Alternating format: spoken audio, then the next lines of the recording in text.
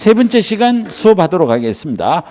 자, 세 번째 시간에 104쪽에 가보면 제일 위에 있는 글씨 이런 거는 별로 의미가 없어요. 뭐 중개업의 경영이 제목을 이렇게 달아놨을 뿐이고, 자, 거기에 제1절에 가보면 개업 공인중개사의 업무 범위라고 나왔어요. 자, 이게 무슨 뜻이냐면 이런 얘기예요. 자, 우리는 계속 똑같은 얘기가 나와요. 여기 제목이 뭐냐면 개업 공인중개사의 업무 범위예요. 그러면 또 똑같은 걸 질문해요. 개업 공인중개사는 어떻게 구별이 돼요? 개업 공인중개사. 아니, 개업 공인중개사. 공인중개사인 개업 공인중개사, 법인인 개업 공인중개사, 부칙 6조의 야의 업무 범위를 구별하는 거야. 그 말이에요. 자, 그래서 우린 여기에 법인인 개업 공인중개사가 있고, 요 새로 줄만 끊지 않았을 뿐이에요. 자, 여기에 공인중개사인 개업 공인중개사가 있고 부칙 6조가 있어요. 자, 야들의 첫 번째 지역적 범위예요.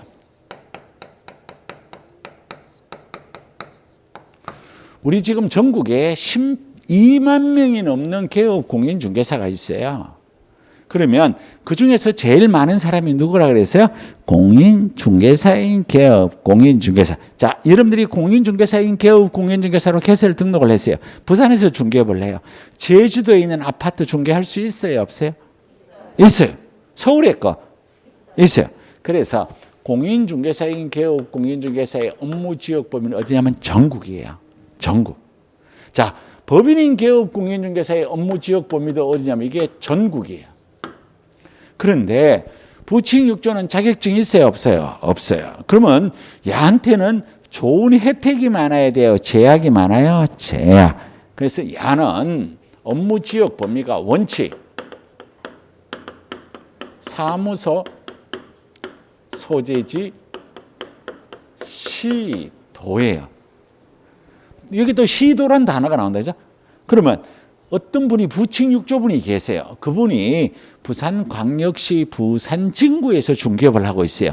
어디까지 있는 물건만 중개할 수 있다고요? 부산광역시 부산진구에 부칙 6조가 계세요. 그분은 어디에 있는 물건까지만 중개할 수 있어요? 요 시도는 특별시, 광역시, 도 이렇게 했잖아.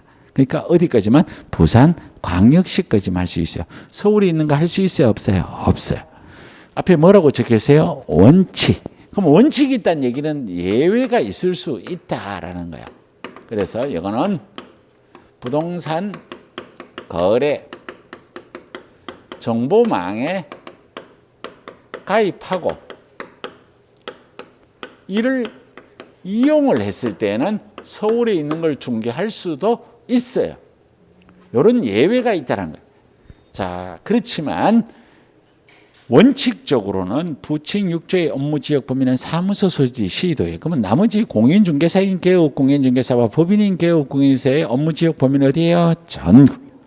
자, 두 번째. 그러면 중개의 대상물은 야들에 따라 다르냐가 문제가 돼요. 그런데 우리가 중개 대상물에 대해서 자세히 배우진 않았지만 중개 대상물은 토지, 건축물 그 밖의 토지요, 정착물, 임목, 광업재단, 공장재단인데 이 중개 대상물은 똑같아요. 똑같아요. 자, 이따가 책이 어딘지 보여줄 거예요. 자, 세 번째 겸업을 이제 배우게 돼요. 자, 이 겸업이란 단어는 어디서부터 시작을 하느냐 하면 여기에 있는 이 세 사람 다 본업이 뭐냐면 중개업이에요.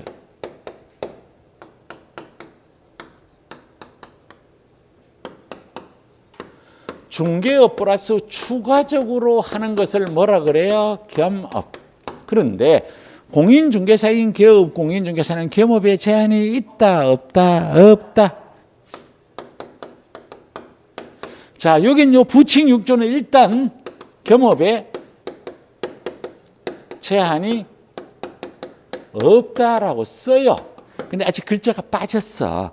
단 야는 경매라는 글자 공매라는 글자가 나오는 것은 할 수가 없어요. 경매, 공매를 제외하고는 겸업에 제한이 없다. 이렇게 돼요. 구별되셨어요? 네. 자, 그러면 이제 우리가 여기 와서 법인인 개업 공인중개사는 중개업 플러스 몇 가지를 할 수 있어요? 6가지. 자, 요거는 이제 잘 알아들었어요. 근데 여기까지는 되게 쉬워요. 그러면 우리가 그 다음에 해야 될 게 뭐냐면 요 6가지가 1번, 2번, 3번, 4번, 5번, 6번 이렇게 한다는 거예요. 자, 그러면 요 6가지를 외웠다고 치고 요 6가지를 외웠다고 치고 요 6가지는 공인중개사인 개업 공인중개사는 할 수 있을까요? 없을까요? 있다. 경업에 제한이 없으니까 무조건 할 수 있지. 이해됐죠? 자, 똑같은 논리로 요 6가지는 부칙육조가 할 수 있다, 없다?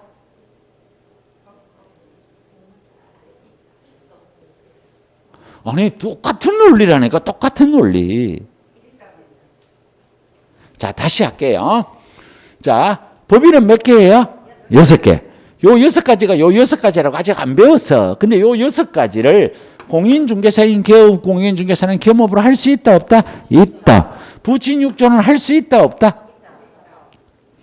자, 일단은 있다 해요. 그런데 야는 부칙육조가 해요, 못해요? 못해. 근데 요게 여기에 들어갔다면 6가지를 다 할 수 있는 건 아니다. 이해되죠? 그죠? 요 관계를 여러분들이 아는 게 어려운 거야. 6가지 외우는 건 누구나 다 외워요. 자, 그 6가지를 보기 위해서 자, 우리 교재부터 살짝 한번 볼게요. 자, 104쪽에 새파란 네모 1번에 뭐가 나와요? 지역적 범위. 양갈로 1번. 공인중개사인 개업 공인중개사 및 법인인 개업 공인중개사 뭐라고 돼 있어요? 전국. 공부 다 한 거지 뭐. 자, 양갈로 2번. 부칙상의 개업 공인중개사 부칙 규정에 따라 등록한 것으로 보는 자 이름하여 중개인 슬러시하고 특강도 원칙. 이 특강도 원칙이 뭐예요? 사무소 소재지 시도. 이게 원칙이라고. 자, 예외 있어요. 예외 있는 거고 살짝 넘어가고. 자, 그 다음에 우리 교재를 어디를 살짝 한번 가보느냐 하면 108쪽. 108쪽 가봐요. 108쪽. 자, 새파란 네모 3번에 가니까 뭐가 나와요? 중개 대상물의 범위. 찾았죠? 자, 거기에 가보니까 개업 공인중개사가 취급할 수 있는 중개 대상물의 범위에 대해서는 개업 공인중개사의 종별에 따라 달리 규정하고 있지 뭐라고?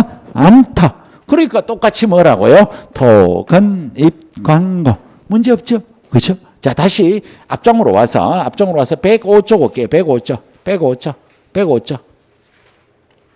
자, 105쪽이 하니까 새파란 네모 2번에 뭐가 보여요? 겸업의 범위.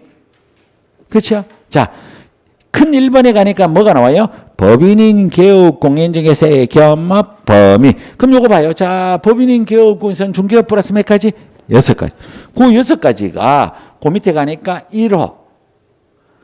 색깔 다른데 1자 보이죠? 그 다음 뭐가 보여? 2자. 그 다음 뭐가 보여? 3자. 그 다음에 4자. 그 다음에 5자. 그 다음에 017조. 이렇게 나와 있다. 그죠? 그래서 요걸인데 한번 넘겨봐요. 자, 넘기면 106쪽에 지금부터 설명을 해놓은 거예요. 자, 1번에 가보니까 동그라미 1번에 동그라미 1번 중개업은 다 할 수 있어요. 자, 동그라미 2번 상업용 건축물 및 주택의 임대 관리 등 부동산의 관리된. 찾았지요? 자, 그 다음에 박스 밑에 가니까 3번 부동산의 이용 개발 거래에 관한 상담. 자, 그 다음에 4번 그 밖에 중개업에 부수되는 업무로서 대통령령이 정하는 업무. 그 다음에 동그라미 5번에 가니까 상업용 건축물 및 주택의 분양 대행. 자, 그 다음에 우측에 가요. 자, 우측에 가니까 개업 공인중개사를 대상으로 하는 중개업의 경영기법 및 경영정보의 제공. 7번째, 민사집행법에 의한 경매, 국세징수법, 그 밖의 법령에 의한 공매 대상 부동산에 대한 권리 분석 및 취득 알선과 매수 신청 또는 입찰 신청의 대리. 그래서 앞에 동그라미 1번을 빼면 몇 개가 돼요? 6개. 그렇죠? 자, 그래서 자, 요걸 이제 우리가 빠른 시간 내에 외워두면 좋아요. 이거 오늘 외우라 소리는 아니야. 빠른 시간 내에 외우면 좋아요. 여러분들이 시험 문제가 자주 나와요. 자주 나오는데 우리 공인중개사 법 금요일 날 수업하는 거는 우리가 칠판에 쓰는 게 시험 문제 그대로 나온다는 거야. 단지 매년 나오느냐, 10년 치면 8번 나오느냐, 10년 치면 6번 나오느냐 이 차이밖에 없어요. 근데 지금 배우는 요 6가지는 10년 치면 8번 이상 나와요. 뭐 시험에 나올 확률이 80%가 넘는데 그걸 안 외운다는 건 말이 안 된다. 그죠? 자, 그래서 우리 교재에 어디에 있는 걸 보여줬는데 순서만 달라요. 순서만 달라요. 자, 그래서 첫 번째 주택 및 상업용 건축물의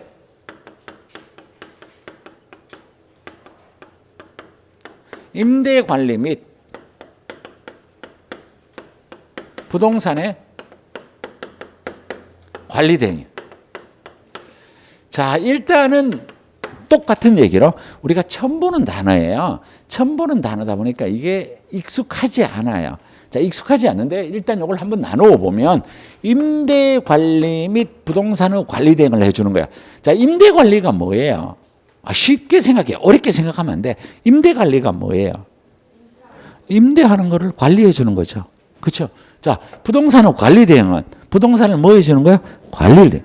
그럼 뭔 얘기냐면 법인인 개업 공인중개사가, 자, 제가 법인인 개업 공인중개사인데 여기에 계신 분들이 다 원룸을 갖게 계시는 원 건물주님들이셔. 근데 제가 일을 잘하니까 저한테 사장님 내 귀찮으니까 내 그냥 사장님한테 위임해 줄 테니까 우리 건물 들어온 사람 다 관리해 주시고 제가 알아서 수수료도 챙겨 줄게요.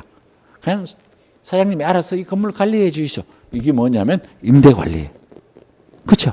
거기에 청소를 하는데 대보고 청소를 하라는 게 아니라 청소해서 더러우면 사람 불러다 청소하고 내한테 청구하라고. 이게 뭐예요? 부동산의 관리대. 그 대상이 뭐가 되느냐면 그 대상이 오로지 주택하고 상업용 건축물만 돼요. 그러면 대상이 되는 게 뭐만 된다고? 주택 및 상업용 건축물. 농업용 건축물이나 공업용 건축물로 관리 등이 돼야 안 돼요? 안 돼. 자, 그래서 제가 여기서 여러분들에게 질문을 드려요. 질문만 한다면 여러분들 막 눈이 동그래지고 뭐 내 모르는 거 물으면 어떡하지? 나 틀리면 어떡하지? 그런 거 아니에요. 농담하는 거니까 잘 들어요. 우리 선생님은 TV 좋아해요? TV 중에서 드라마를 뭘 좋아해요? 저 요즘 뭐 인기 탑이에요. 근데 저는 한 번도 본 적이 없어요. 그거 안 봤다고 자랑하는 게 아니라 저는 드라마 중에서 그런 드라마를 잘 안 봐요. 전 오로지 사극만 봐요. 다 농담이라 그래서 여러분들 결론을 드라마 중에서 드라마에 나오는 인물 중에서 제일 높은 사람이 누구야? 드라마에서 사극에서 나오는 제일 높은 사람이 누구야? 왕. 그렇죠? 왕. 우리는 왕 안 배워. 왕하고 친한 친구를 배우는데 우리는 주상만 알아. 뭔 말인지. 그 내가 드라마 얘기 여러 번 하는 일 우리 뭐를 기억하냐면 주상 전화를 기억을 해야 돼요. 주상. 주택 및 상업용 건축. 나머지는 안 된다고. 여러분들이 학생들이 공부를 하는데 외우는 거 공부하면 안 돼요라고 하는 사람들 많아요. 그거 진짜 공부 못하는 사람이에요. 수학 공부 잘하는 사람도 수학 다 외워요. 다 외워. 공식 다 외워요. 이 문제가 나오면 답을 이렇게 풀어간다를 다 알고 있는 거예요. 그래서 우리는 시험 문제가 시험이 나오는 게 딱 정해져 있다고. 이렇게 딱 박스를 그려놓고 다음 중에서 법인의 겸업에 들어가는 것은 들어가지 않는 것은. 그럼 여기 다른 글자가 필요 없다고. 주택하고 상업용 건축물이 없으면 틀린 거야. 뒤에 임대관리 및 부동산은 관리대. 주상. 자, 두 번째. 부동산은 이용, 개발, 거래에 관한 상담이에요. 자, 이것도 뭔지 한번 여러분들하고 저하고 한번 얘기를 해볼게요. 제가 법인인 개업 공인중개사에 자, 여러분들이 원룸을 30개 갖고 있어요. 이 건물이 지은 지 30년 돼서 자, 우리 사장님이 갖고 있는 건물이 30년 돼서 머릿속에 뭐가 있어? 건물이 30년 돼서 깨끗하다, 노후됐다? 그럼 어떻게 해야 돼? 나한테 와서 상담하러 왔잖아. 상담 한번 해봐. 얘기를 해봐. 사장님, 나 이 건물 리모델링 할까요? 팔까요? 아니면 새로 지을까요? 이게 뭐냐면 부동산의 이용, 개발, 거래에 관한 상담. 제가 여러분한테 해드릴 수 있다고. 이해됐나요? 간단한 거예요.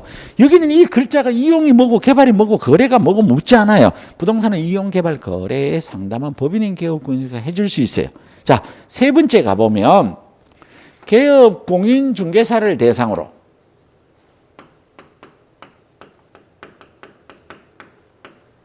중개업의 경영기법 및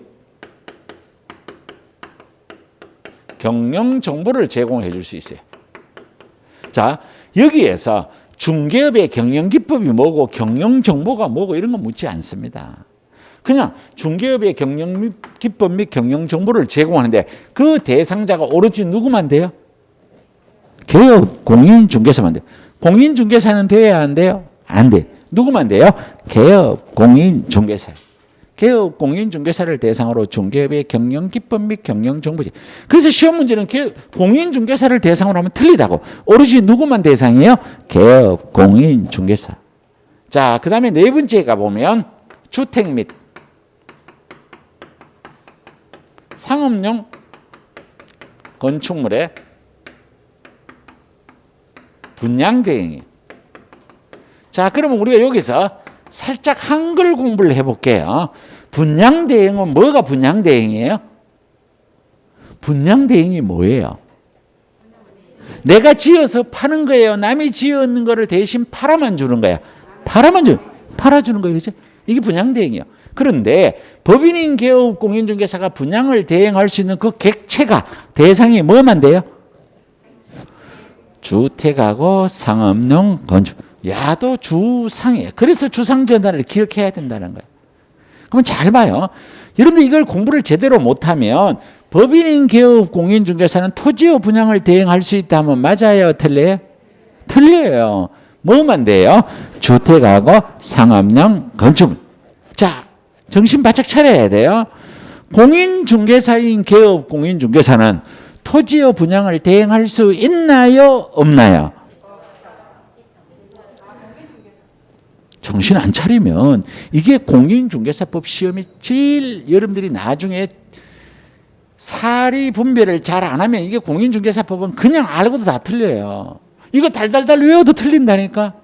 제가 주어를 누구로 불렀어요? 공인중개사인. 자, 봐요. 공인중개사인 개업 공인중개사. 여기에 뭐라고 돼 있어? 겸업에 제한이 없다.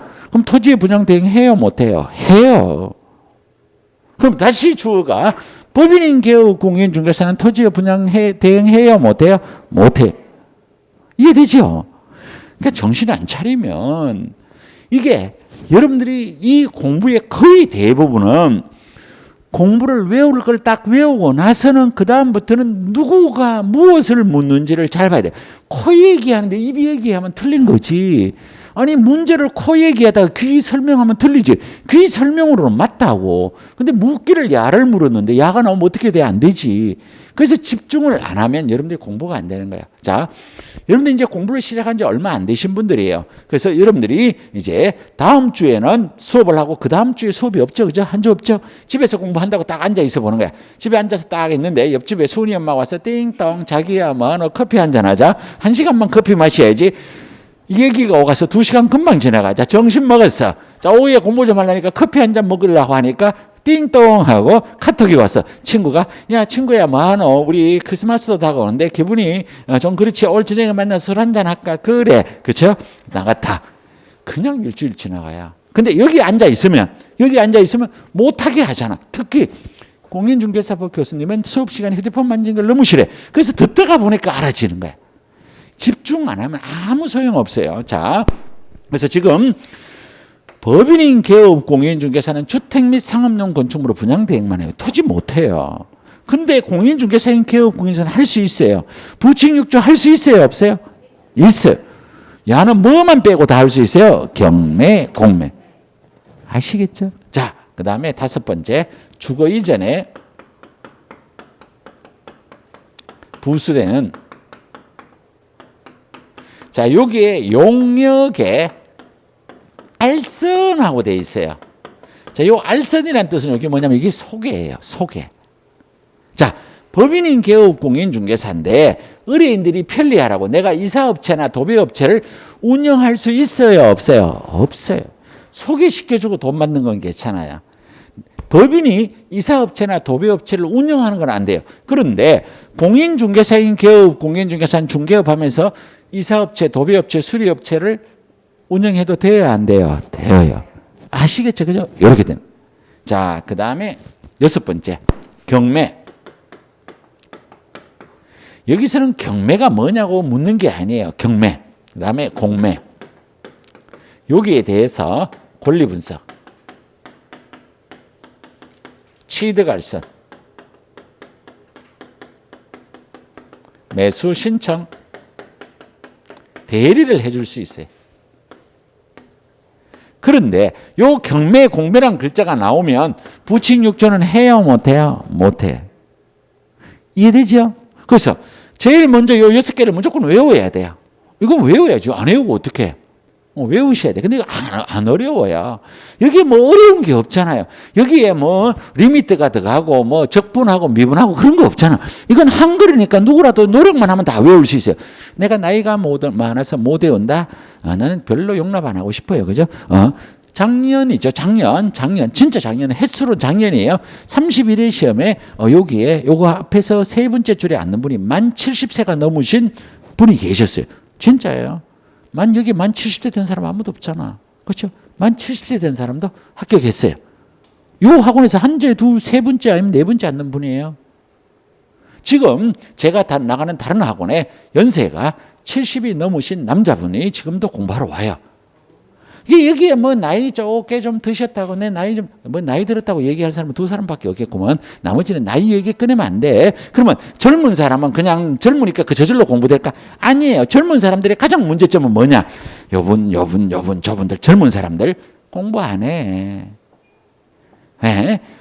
언니가 아니지. 거의 이모뻘이다. 그죠? 이모뻘. 이모가 아이고 언니는 나이가 어려서 공부 잘 되지 하면 야들은 공부 안 해. 진짜. 그래서 공부 안 해서 어려워. 공부하면 쉬워. 아무것도 아니야. 그렇죠? 그래서 나이도 필요 없고 학력도 필요 없고 다 필요 없어요. 그냥 이건 오로지 엉덩이만 붙이고 앉아만 있으면 합격해요. 엉덩이 붙이고 앉아있는데 합격 못했다? 그건 거짓말이야. 다 합격해. 다 합격해. 근데 자꾸 일어선다. 그죠? 일어서고 바깥에 나가고 친구하고 놀고 그래서 떨어지는 거지. 어려워서 떨어지는 거 없어요. 자, 6개를 외웠어.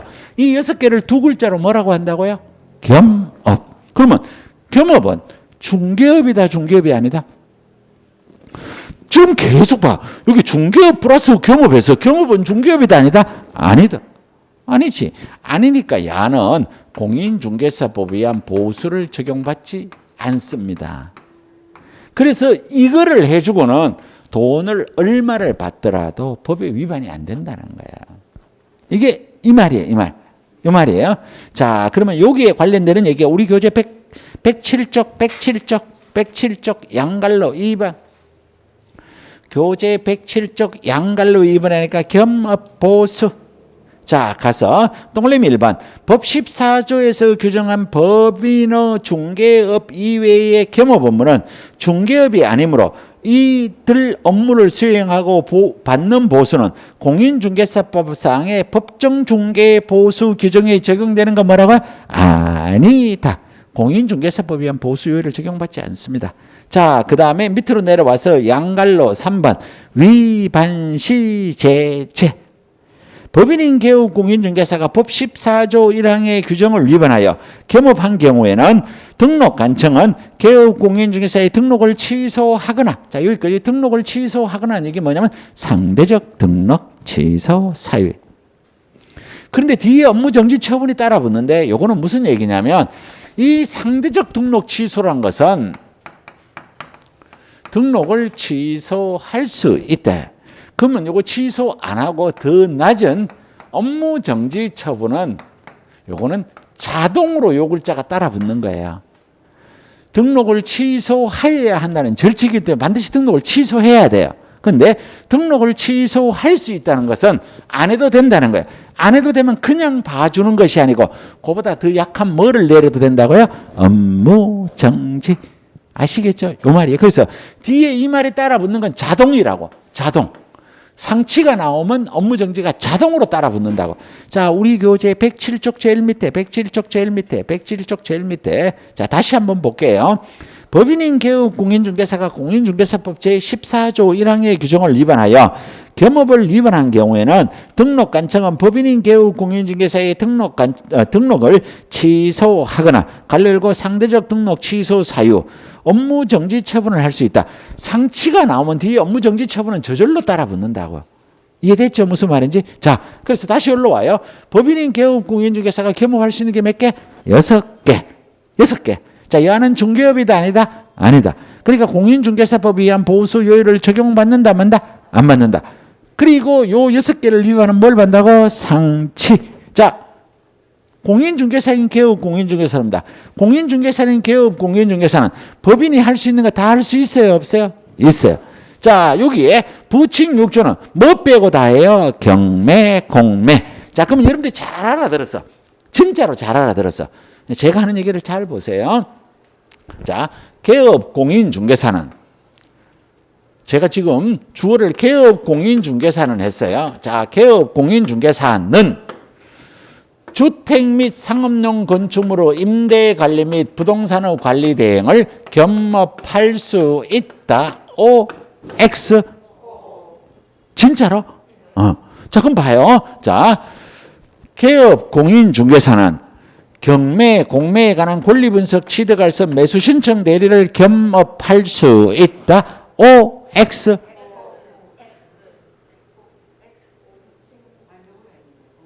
다시 할까? 다시. 말이 빨랐으니까 다시.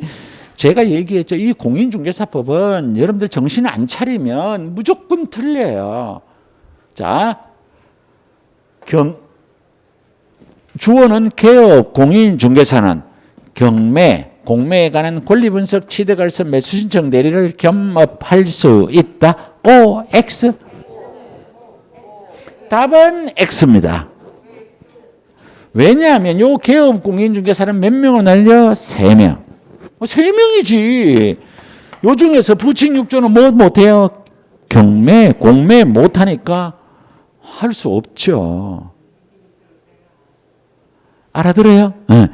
그러니까 제가 왜 수업 시간에 집중해야 된다. 이게 개업 공인중개사는 왜 3명으로 나누어지느냐. 이 3명을 합치면 왜 개업 공인중개사.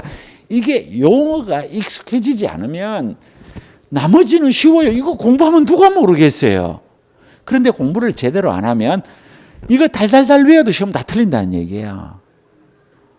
그러니까 일단은 공부를 하고 난 다음에 외울 걸 외우고 난 다음에 그 다음부터는 비교하는 것까지 공부가 돼야 되는 거예요. 그렇죠? 그래서 예를 들어 드린 거예요. 과거에 이 겸업에서 나온 단어 중에 가장 어려운 얘기가 이런 거예요. 이렇게 표현하는 거예요. 개업 공인중개사를 대상으로 중개업의 경영기법 및 경영정보 제공은 모든 개업 공인중개사가 겸업할 수 있다. 맞아요? 틀려요? 또 말 너무 빨랐다. 다시 할게요. 이 글자는 틀리게 하지 않았다고. 개업 공인중개사를 대상으로 중개업의 경영기법 및 경영정보 제공은 모든 개업 공인중개사가 겸업할 수 있다. O, X. O. 왜 O? 야, 할 수 있잖아. 법인 할 수 있잖아. 그럼 야는 무조건 할 수 있잖아. 야는 뭐 빼고 다 해요? 경매, 공매. 그러니까 다 할 수 있지. 이해가 되나요? 네. 그래서 이렇게 공부를 한다라는 거죠. 자, 이제 넘어가서 우리 교재 어디로 가느냐 하면 우리 교재 111쪽 갑니다. 111쪽. 자, 111쪽에 가보면 제목이 개업 공인중개사에 뭐라고 나와요? 고용인. 자, 갈로 옆에 뭐라고 돼 있어요? 직원. 자, 그럼 여기에 무슨 얘기냐면 우리가 아까 법인의 사원 임원이라는 단어를 썼어요. 여기 있는 법인의 사원 임원은 요 표현과 헷갈리는 경우가 상당히 발생을 해요. 그래서 또 한 번 그림을 그려야 돼요. 자, 뭐 그림 그려야 별 거 없어요. 자, 요런 중개 대상물이 있고 여기에 매도인, 매수인, 여기에 개업 공인중개사가 있어요. 지겹도록 이 그림만 그립니다. 자, 그럼 요 개업 공인중개사만 자동으로 나눠야 돼. 어떻게 나눠야 돼? 공인중개사인 개업 공인중개사, 법인인 개업 공인사, 부칙 6조. 자동이에요, 자동. 자, 그래서 이게 공인중개사인 개업 공인중개사, 법인인 개업 공인중개사, 이게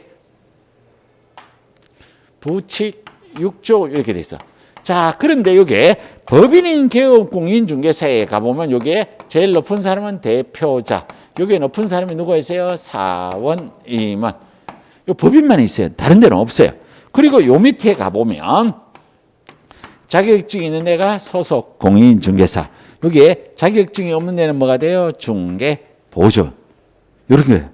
이렇게 되는 거다. 그죠? 자, 우리는 지금 여기 있는 야에 대한 내용을 배우는 거예요. 야들 둘이를 뭐라고 표현하면 이걸 갖다가 고용인 이렇게. 야는 사원 임원은 고용인은 아닙니다. 경영 주체예요. 그래서 우리 책에서는 옆에다가 직원하고 적어놓은 게 이 뜻이에요. 이 뜻. 자, 요런 얘기. 자, 그러면 우린 여기에 있는 소속 공인중개사와 중개보조원을 합친 말을 뭐라 그래요? 고용인이라. 자, 이제 제 얘기를 잘 들어보면 여긴 요 개업 공인중개사는 여기 있는 소속 공인중개사와 중개보조원을 고용해야 될 고용 의무가 없습니다. 그러니까 혼자 근무하는 사람도 많잖아. 고용 의무가 없어요. 만약에 데리고 일을 한다고 숫자에 제약이 있느냐면 제약이 없어요. 1명 데리고 일을 해도 되고 10명 데리고 일을 해도 돼요. 부산에 큰 중개법인에서는 자격증이 있든 없든 옛날에 중개업 열심히 할 때는 직원 100명도 데리고 일한 직원이 법인이 있어요. 10,000명을 데리고 일해도 관계없어요. 얘네들도 나중에 1,000명을 데리고 일해도 관계없어요. 그러면 1,000명이 데리고 일하려면 책상 위에 컴퓨터 한 개씩만 놔도 컴퓨터가 1,000대가 있어야 돼. 1,000명이 들어오려면 이 빌딩 다 써도 1,000명이 못 써요. 그렇죠? 그러면 관리비가 너무 많이 든다. 그죠? 임대료가. 그래서 많이 못 쓰는 거야. 자, 그래서 이거는 의무가 없어요. 자, 그런데 개업 공인중개사인 여러분들이 야를 데리고 일을 하려면 뭐를 해야 되면 고용신고를 해야 돼요. 자, 고용신고는 언제까지 하냐면 업무 개시 전까지 하여야 한다. 자, 고용신고는 언제까지 해야 돼요? 업무 개시 전까지 해야 돼요. 자, 그러면 여기에 있는 소공이나 보조원이 요 사무실에 와서 10년, 20년 근무하는 거 아닙니다. 그죠?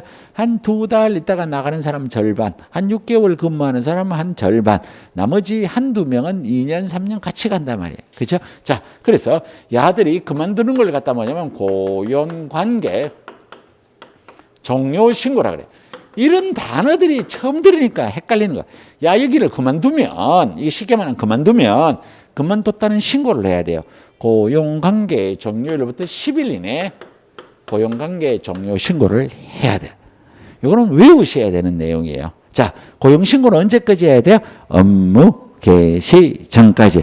고용관계 종료 신고는 언제까지 해야 돼요? 고용관계 종료일로부터 며칠이에요? 10일. 그러면 시험 문제를 낼 때 이 두 개를 합치는 거야. 고용신고나 고용관계 종료신고는 그 사유가 발생한 날부터 10일 이내에 하면 된다. 맞아요? 틀래? 그쵸? 그렇게 시험 문제를 내는 거야. 요거 1번, 요거 2번 내면 틀린 사람이 어디 있겠어? 시험은 여러분들에게 답을 맞춰주려고 내는 게 아닙니다. 틀리게 하는 게 목적입니다. 그런데 다 배운 내용을 갖고 말을 하니까 여러분들 신경만 조금만 쓰면 돼요. 자, 그래서 우리 교재 112쪽입니다. 112쪽 양갈로 3번 고용신고. 자, 동그라미 1번 개업 공인중개사의 고용인을 고용하면 고용인이 뭘 하기 전에요? 업무를 개시하기 전. 그렇죠? 끝이에요. 자, 그 다음에 그 밑에 내려가 보면 동그라미 2번 고용신고는 국토교통부령의 별지서식에 따라야 하며 전자문서 신고에 의한 신고도 어떻게 해요? 가능하다. 자, 이게 뭔 얘기냐면 고용신고는 언제까지 해야 되냐? 업무 개시까지 하는 전까지 하는데 뭐도 가능하냐면 전자문서도 가능하다. 전자문서는 뭐냐? 여러분들이 직접 등록 관청에 안 가고 사무실에 앉아서 손가락으로 까딱까딱 해도 된다고. 그 뜻이에요. 그 뜻. 자, 밑으로 내려옵니다. 자, 밑으로 내려가 보면 동그라미 4번으로 내려왔어요. 동그라미 4번에 가보면 신고를 받은 등록관청은 결격사유 해당 여부와 교육 수료 여부를 확인해야 돼. 그러면 소속 공인중개사는 실무교육을 받아야 되고 중개보조는 직무교육을 받아야 돼요. 그 교육을 받았는지를 확인도 하고 그 다음에 결격사유에 해당되면 종사를 못하게 한다는 뜻이에요. 자, 그 밑에 가보면 동그라미 5번 소속 공인중개사 또는 중개보조원으로 외국인을 고용하는 경우는 결격 사유가 없음을 증명하는 서류를 첨부를 해야 돼. 아까 우리가 개설 등록 신청할 때 자실사결할 때 공인중개사인 개업에서 결격 사유에 해당이 되면 안 돼요. 법인도 결격 사유에 해당되면 안 돼요. 마찬가지로 소속 공인중개사나 중개보조원도 결격 사유에 해당이 되면 안 되는데 우리가 개설 등록 신청할 때 제출하는 서류가 교사여공시인에서 요 공이 공정서류라고 얘기를 했는데 외국인이나 외국 법인은 본인 스스로가 결격 사유에 해당되지 않음을 증명하는 서류를 제출해야 돼요. 마찬가지로 소속 공인중개사나 중개보조원도 결격 사유에 외국인이라면 해당되지 않음을 증명을 해야 돼. 그냥 그렇듯만 한번 얘기만 들어놓는 거예요. 자, 양갈로 4번에 가면 고용관계 종료 신고. 자, 두 번째 갑니다. 두 번째 가보면 개업 공인중개사는 해고일 등의 고용관계 종료로부터 며칠이에요? 10일. 근데 이 해고란 말은 이제 쓰지 않습니다. 우리 책에는 지금 해고란 말을 쓰는데 이 해고란 말은 너무 무서운 말이라서 안 써요. 그죠? 그래서 뭐예요? 고용관계 종료일이. 해고하면 안 된다. 그죠? 요즘 해고하면 큰일 나잖아. 해고하면 안 되지. 자, 우측에 가서 새파란 네모 2번의 고용인의 업무라고 해서 자, 이 고용인의 업무는 따로 공부하지 않습니다. 자, 여기는 소속 공인중개사를 업무를 수행해요? 못해요? 해요. 야는 수행 못해. 자, 그러면 요 수행이 우리가 세 가지는 기억하자 그랬잖아. 계약서 작성, 확인설명서 작성, 확인설명. 그 얘기예요. 저거 읽으면 다 그 얘기밖에 없어요. 이건 공부 안 해도 돼요. 자, 이제 넘어갈게요. 자, 이제 넘어가서 114쪽 새파란 네모 3번. 개업 공인중개사의 고용상의 책임, 갈로 열고 사용자 책임. 자, 이것도 우리 책에서 너무 친절해서 그래요. 이게 뭔 얘기냐면 간단한 얘기로 이 얘기예요. 자, 여러분들이 개업 공인중개사, 여러분들은 항상 개업 공인중개사라고 생각하고 공부를 해야 돼요. 자, 여러분들이 데리고 있는 소속 공인중개사나 중개보조원이 업무상으로 잘못했어. 그럼 여러분들 책임져야 돼요? 안 져야 돼요? 져야 돼요. 그거 배우는 거예요. 그거 배우는 거 아무것도 없어요. 그래서 그 법조문을 보면 바로 밑에 114쪽의 법조문에 가보면 개업 공인중개사의 고용인의 신고 등 소속 공인중개사 또는 중개보조원은 무슨 행위예요? 업무상 행위는 그를 고용한 개업 공인중개사의 행위로 본다. 자, 이걸 제가 칠판에 적을 때 이렇게 적는 거예요. 고용인의 업무상 행위는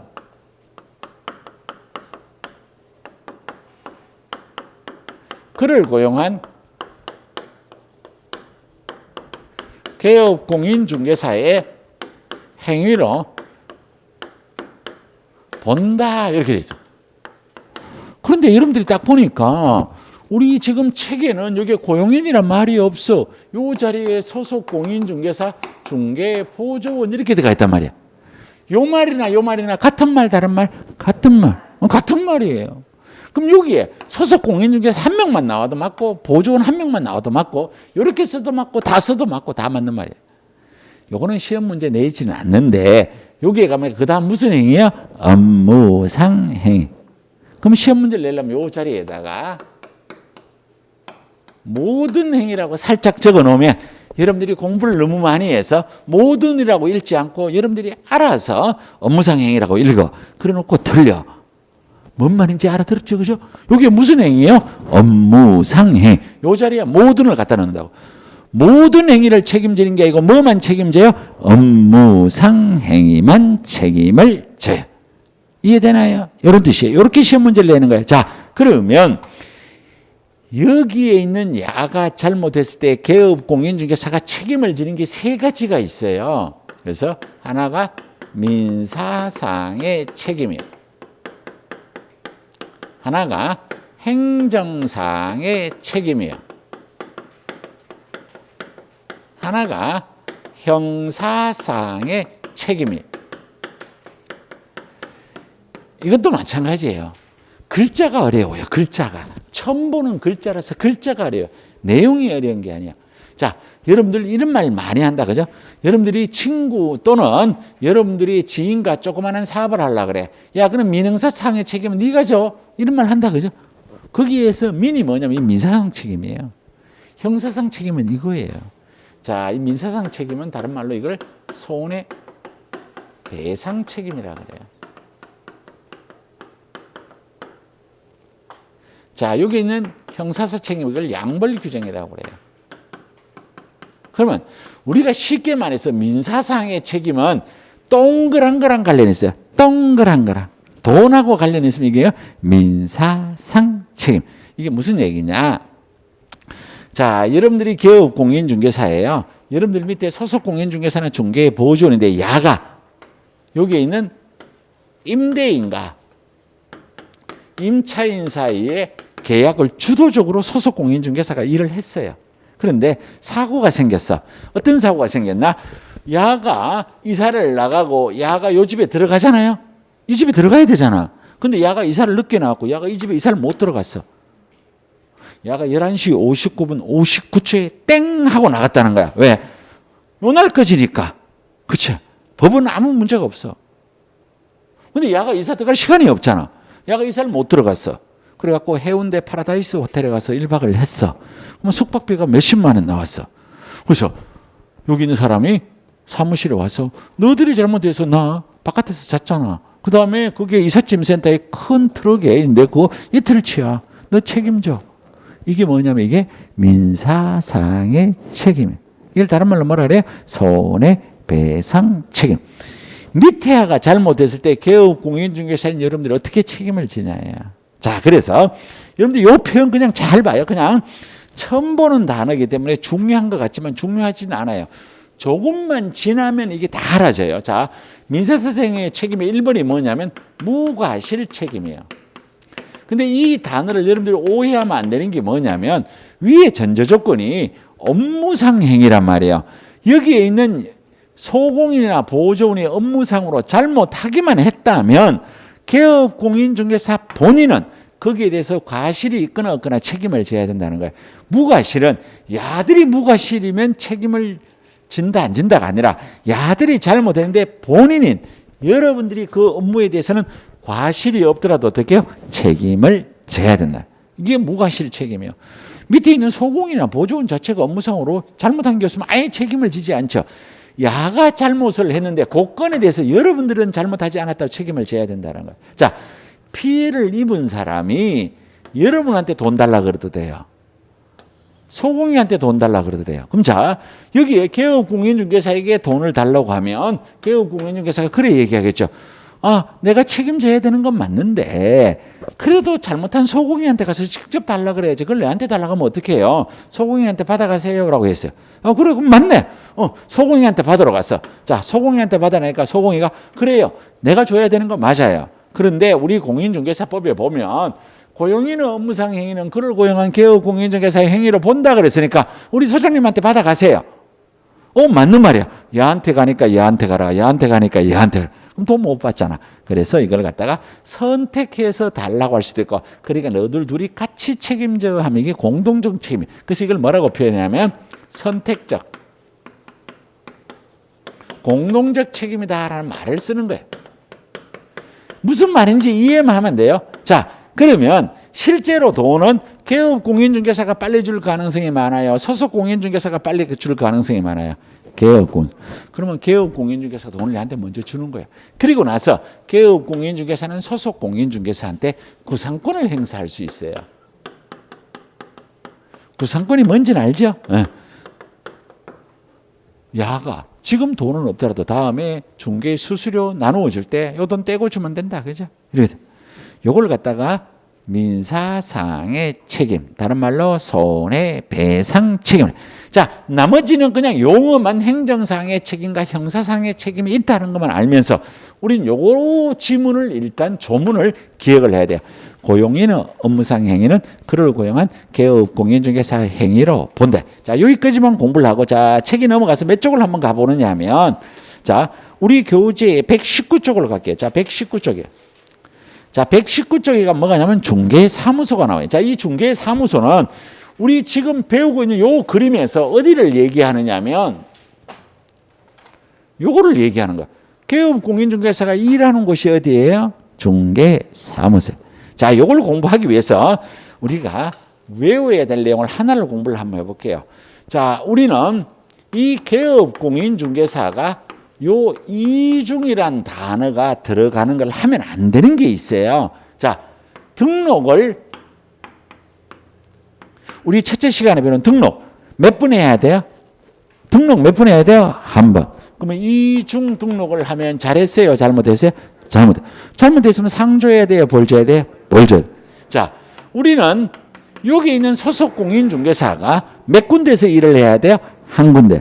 두 군데서 일을 하면 돼요? 안 돼요? 안 돼요. 그러면 처벌받겠죠. 그렇죠? 자, 그 다음에 사무소는 몇 개를 가지면 되느냐면 한 개만 가져야 돼요. 이중 사무소를 가지면 돼요? 안 돼요? 안 돼요. 요 이중 사무소는 다른 말로 임시중개시설물도 안 돼요. 여기는 임시중개시설물은 요즘도 이게 있어요. 자, 물론 지금은 분양한데도 분양이 잘 안 돼요. 그죠? 그런데 그래도 아주 좋은 위치에 좋은 브랜드가 들어오면 이게 분양이 될 거란 말이에요. 그러면 분양하는 분양사무소 앞에 가면 파라솔 하나 해고 햇빛 안 보려고 거기서 분양권 삽니다, 팝니다 라는 거 이런 걸 갖다 말하면 임시중개시설 이름하여 떴다방한다. 그죠? 자, 계약서는 실제 거래 금액만 적어서 해야지 당사자끼리 왔다 갔다 하는 계약서 따로 부동산 거래 신고하는 계약서 따로 하면 이걸 갖다가 이중계약서라 그래요. 이중계약서를 작성하면 돼야 안 돼요? 안 돼. 다 나쁜 짓이란 말이야. 그래서 여기에 있는 이중등록과 이중소송을 하다가 적발이 되면 행정처분에서는 절대적 등록 취소 사유예요. 이거는 등록을 취소해야 한다요. 이중등록과 이중소송은 등록을 취소해야 한다. 자, 여기는 이중사무소와 이중계약서는 등록을 취소할 수 있는 상대적 등록 취소 사유. 아까 상대적 등록 취소가 나오면 저절로 업무정지 처분 사유도 해당이 된다는 거. 요 얘기요. 자, 요 세 개까지 야는 해당이 안 된다는 뜻이에요. 야는 행정형벌이 뭐가 돼요? 1년 이하의 징역 또는 1천만 원 이하의 벌금이.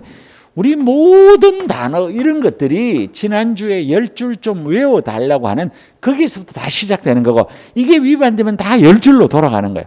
그래서 뭐가 먼저냐 뭐가 나중인가가 없어요. 그 10줄 외우셔야 돼요. 그죠? 자, 그래서 여기까지 하고 우리는 우리 교재 다음 주에는 여기에 119쪽 여기서부터 수업을 하도록 하겠습니다. 자, 건강한 모습으로 다음 주에 뵙겠습니다. 수고하셨습니다.